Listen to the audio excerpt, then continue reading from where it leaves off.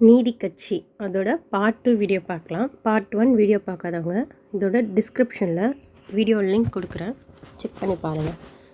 Part 2 பார்க்கலாமா? நீதி கட்சியின் தோற்றம் 1916. 2 முடிவுகள். இம்பீரியல் சட்டமன்ற தேர்தலில் தோல்வியை தழுவிய சர்பிட்டி தியாகராய செட்டியின் TM நாயரும் அவர்களுடைய ஆதரவாளர்களுடன் 1916 நவம்பர் 20ஆம் நாள் சென்னை விக்டோரியா பொது மண்டபத்தில் கூடி வரலாற்று முக்கியத்துவமுடைய 2 முடிவுகள் எடுத்திருக்காங்க. ஒன்று தென்னிந்திய மக்கள் சங்கம், சவுத் இந்தியன் பீப்புள் அசோசியேஷன் என்ற பெயரில் ஒரு அமைப்பை தொடங்குவது. அதே மாதிரி தென்னிந்திய நல உரிமை சங்கம், சவுத் இந்தியன் லிபரல் ஃபெடரேஷன் அப்படின்னு சொல்லிட்டு ஒரு அமைப்பை உருவாக்குவது. நெக்ஸ்ட் பார்த்திங்கன்னா ஃபஸ்ட்டு தென்னிந்திய மக்கள் சங்கம். இது தென்னிந்திய மக்கள் சங்கம் ஒரு கூட்டு பங்கு கழகத்தை போன்று வர்த்தக அமைப்பாகும். மக்கள் சங்கம்ன்றது ஒரு வர்த்தக அமைப்பு. அதன் நோக்கம் என்னென்னா, ஆங்கிலம், தமிழ், தெலுங்கு ஆகிய மொழிகளில் செய்தித்தாள்களை துவங்கி அவற்றின் மூலம் பிராமணர் அல்லாதோர் குறைகளை வெளியிடுவது. அதாவது இந்த சங்கம் ஒரு பிரச்சார சாதனமாக இயங்கும். சர்பிட்டி தியாகராய செட்டியும் இதன் செயலாளராக இருந்தார். இதோட செயலாளராக யார் இருந்தார்னா தியாகராய செட்டியார் இருந்திருக்கார். நெக்ஸ்ட் தென்னிந்திய நல உரிமை சங்கம். நீதி கட்சி இரண்டாவது நிறுவனமான தென்னிந்திய நல உரிமை சங்கம் அரசியல் கட்சியாகும். இது ஒரு அரசியல் கட்சி. இதன் நோக்கங்கள் பிராமணர் அல்லாதோர் உரிமைக்காகவும் நலனுக்காகவும் குரல் கொடுப்பது, அரசாங்க அதிகாரிகளுடன் தொடர்பு கொண்டு இவை பற்றி எடுத்துரைப்பது, பிராமணர் அல்லாதவருக்கான திட்டங்களை தீட்டி செயல்படுத்துவது. இக்கட்சி நீதி, ஜஸ்டிஸ், திராவிடன், ஆந்திர பிரகாசிகா போன்ற நாளேடுகளை முறையே ஆங்கிலத்திலும் தமிழிலும் தெலுங்கிலும் வெளியிடுவதென்று முடிவு செய்யப்பட்டது. இப்போ ஜஸ்டிஸ் அப்படின்றது, ஜஸ்டிஸ் இங்கிலீஷ் பத்திரிக்கை. ஜஸ்டிஸ் இங்கிலீஷில், திராவிடன் அப்படின்றது தமிழில் நடத்தினது.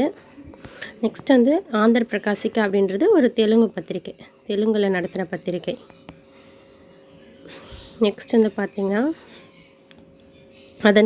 அதன்படியே கட்சி பத்திரிகைகளும் துவங்கப்பட்டன.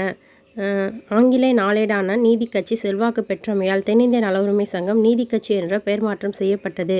தனித்தனியே செயல்பட்டு வந்த சென்னை திராவிட சங்கமும் சென்னை தென்னிந்திய மக்கள் சங்கமும் நீதி கட்சியும் இணைந்தன. தனித்தனியாக செயல்பட்டு வந்த சென்னை திராவிட சங்கம் இருக்குல்ல, அதுவும் தென்னிந்திய மக்கள் சங்கமும் நீதி கட்சி கூட இணைஞ்சிட்டாங்க அப்படின்னு சொல்கிறாங்க. நெக்ஸ்ட் பார்க்கலாமா? நெக்ஸ்ட் ஒன்று சேர்ந்த துருவங்கள்.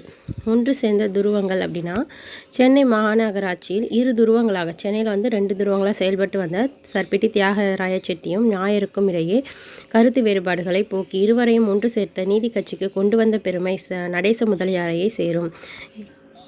இவர்தான் பின்னர் பிரதிநிதித்துவம் இல்லை என்றால் வரி இல்லை, நோ டாக்ஸேஷன் வித்தவுட் ரெப்ரசன்டேஷன் என்ற கோஷத்தை சென்னை சட்டமன்றத்தில் எழுப்பினார். இவர்களுடன் மூஏ ரெட்டி, பனங்கலரசர், பொப்ளி அரசர். இந்த பனங்கலரசர், பொப்ளி அரசர்லாம் தெரியும். இந்த மூஏ ரெட்டி நம்ம கொஞ்சம் டிஃப்ரெண்ட்டாக இருப்பார், பார்த்துக்கோங்க. காங்கிரஸ் விட்டு வெளியேறி நீதி கட்சியில் சேர்ந்தனர். இதனால் நீதி கட்சிக்கு மக்களிடையே அதிகாரமும் மதிப்பும் அதிகரித்தது. பிரதிநிதித்துவம் இல்லை இன்றேல் வரி இல்லை அப்படின்னு சொன்னது நடேச முதலியார். நெக்ஸ்ட்டு பிராமணர் அல்லாதோர் பிரகடனம் 1916 டிசம்பர் மாதம் தியாகராய செட்டி வரலாற்று சிறப்புமிக்க பிராமணர் அல்லாதோர் பிரகடனம், நான் பிராமின் மேனிஃபெஸ்டோ 1916 டிசம்பர் 1916 டிசம்பர் மாதம் பிராமணர் அல்லாதோர் பிரகடனத்தை வெளியிட்டார். இப்பிரகடனம் முக்கிய அம்சங்களாவன: இந்தியர்கள் இன்னும் சுயாட்சிக்கு தயாராகவில்லை. இந்நிலையில் பிரிட்டிஷ் இந்தியர்களுக்கு சுயாட்சி வழங்கினால் அது பிராமணர்கள் பிறர் மீது ஆதிக்கம் செலுத்துவதில் தான் முடியும். சென்னை ராஜதானியில் மக்கள் தொகையில் 3% மட்டுமே இருக்கிற பிராமணர்கள் உள்ளனர். ஆனால் அவர்கள் அதிகார வர்க்கம், சட்ட, மருத்துவம் போன்ற துறைகளில் இந்திய தேசிய காங்கிரஸின் முக்கிய பதவிகள் ஆகியவற்றில் அளவுக்கு மீறிய இடங்களில் இடம் பிடித்துள்ளனர். என்ன சொல்கிறாருன்னா, இன்னும் நம்ம மக்கள் இந்தியர்கள் சுயாட்சிக்கு தயாராக இல்லை. பிரிட்டிஷ் இந்த நிலையில் சுயாட்சி கொடுத்தீங்கன்னா அது பிராமணரோட ஆதிக்கத்தில் தான் போய் முடியும். சென்னை ராஜதானி மக்கள் தொகையில் 3% மட்டும்தான் 3% மட்டும்தான் பிராமணர்கள் இருக்காங்க. ஆனால் அவர்களின் அதிகார வர்க்கம், சட்டம், மருத்துவம் போன்ற உயர் பதவிகள்லாம் இருக்காங்க. காங்கிரஸோட முக்கிய பதவிகளும் அவங்க தான் வகிக்கிறாங்க அப்படின்னு சொல்லியிருக்காங்க. மிக பெரும்பான்மையில் உள்ள பிராமணர் அல்லாதோர் அரசாங்கத்துக்கு வரி செலுத்துகின்றனர். ஆனால் அவர்களுக்கு அரசு வேலையிலும் கல்வியிலும் உரிய இடம் கொடுக்கப்படவில்லை அப்படின்னு சொல்கிறார். நெக்ஸ்ட்டு இந்த நிலை நீடித்தால் பிராமணர் அல்லாத அரசாங்க பணிகளில் மற்றும் பிற பிரதிநிதித்துவ அமைப்புகள் ஆக்கிரமித்துக் கொள்வர் அப்படின்னு சொல்கிறாங்க.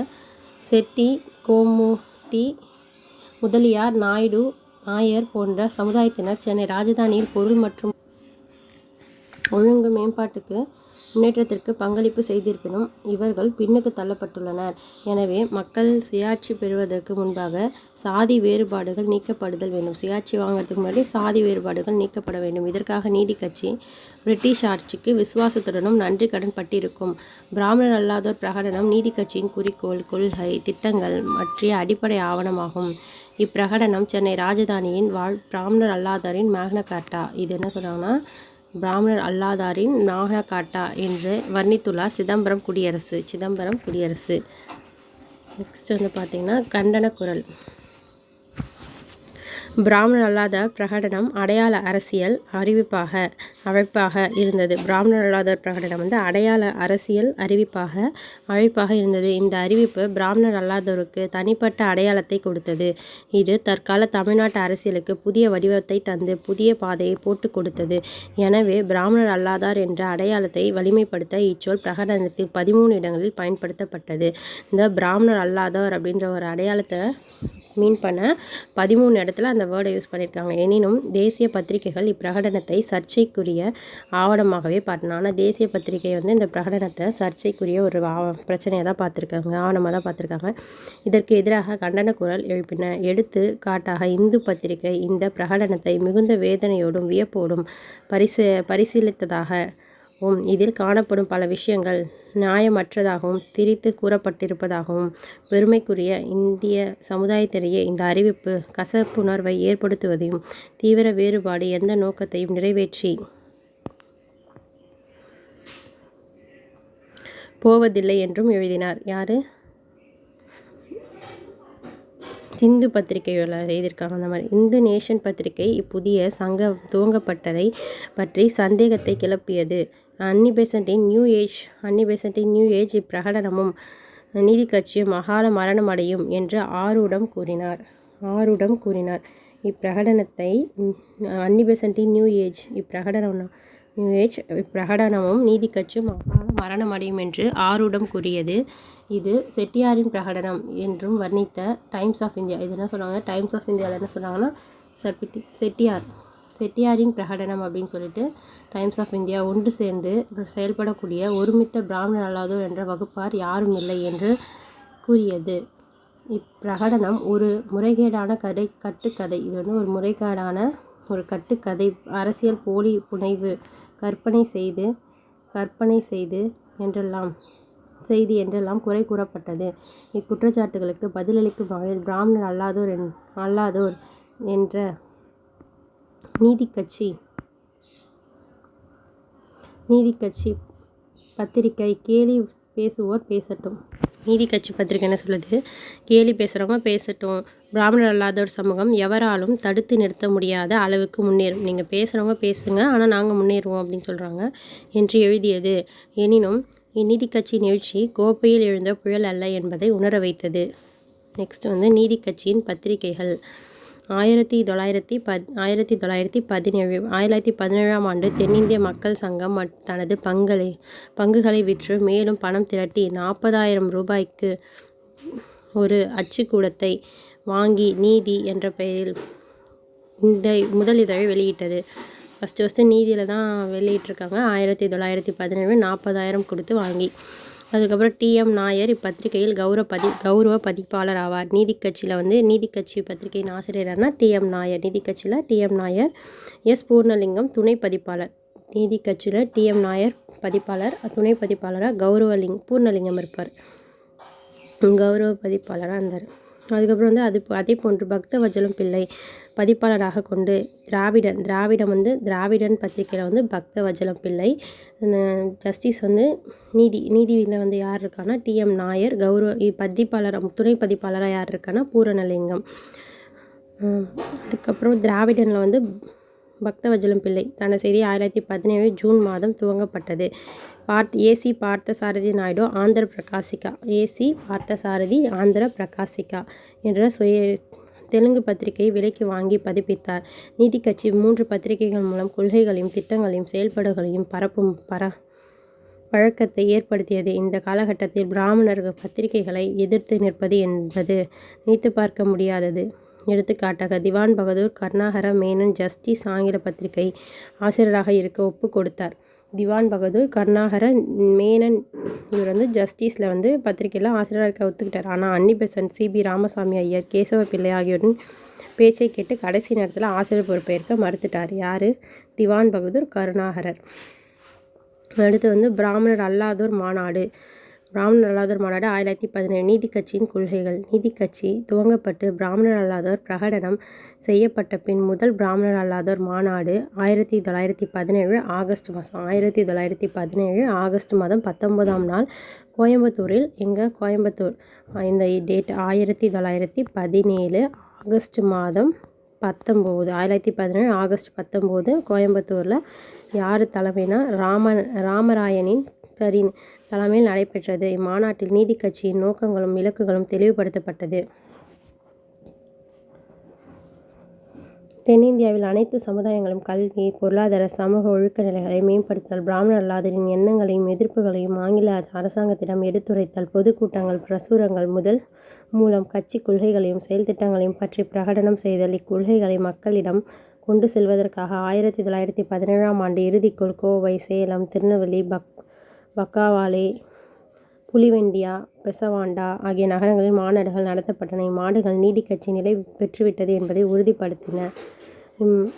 ஒரே ஆண்டில் 1917 6 மாவட்டங்கள் மாநாடு நடத்திய பின் முதல் மாநில மாநாடு 1917 டிசம்பர் மாதம் தேதிகளில்